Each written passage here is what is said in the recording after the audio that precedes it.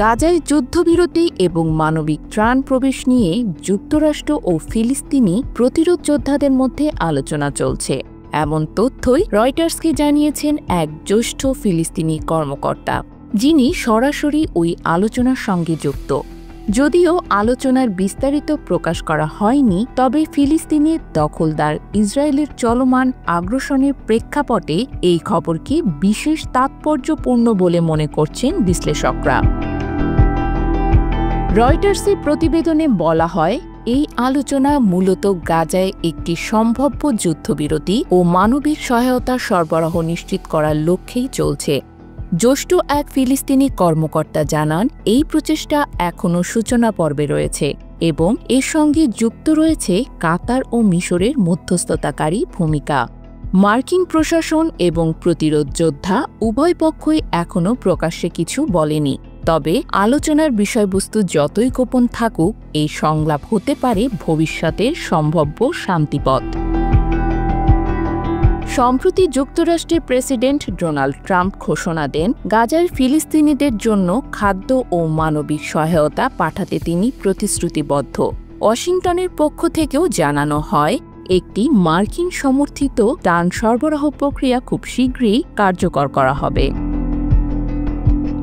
মার্কিন পররাষ্ট্র দফতরের একজন মুখপাত্র বলেন, আলোচনার বিষয়বস্তু প্রকাশ করা যাচ্ছে না, তবে যুক্তরাষ্ট্র অংশীদারদের সঙ্গে সমন্বয় করে বিষয়টি এগোচ্ছে।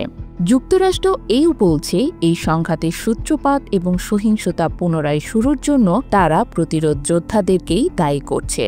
প্রেসিডেন্ট ট্রাম্প হুঁশিয়ারি দিয়ে বলেছেন, যদি প্রতিরোধ যোদ্ধারা মার্কিন নাগরিক এডান আলেকজান্ডার এবং 4 জন নিহত মার্কিন নাগরিকের মরদেহ ফেরত না দেয়, তাহলে এর পরিণতি প্রতিরোধ যোদ্ধাদের ভোগ করতে হবে।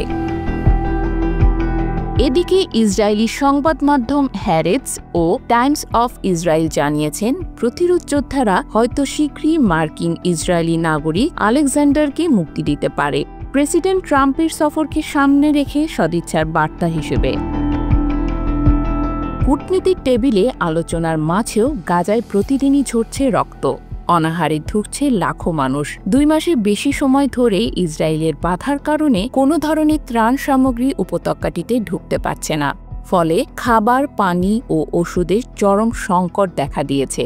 তার উপর দখলদার বাহিনীর হামলায় প্রতিদিন প্রাণ হারাচ্ছে শিশুরা। অপুষ্টির কারণেও বাড়ছে প্রাণহানির ঘটনা। পরিস্থিতি এমন দাঁড়িয়েছে যে পথে ঘাটে খাবার খুঁজে বেড়াচ্ছে শিশুরা। গাজার পরিস্থিতি এখন মানব সভ্যতার এক কঠিন পরীক্ষা। আলোচনার এই ক্ষীণ আলোকরেখা ভবিষ্যতে শান্তির পথে রূপ নেবে কিনা তার সময় বলবে।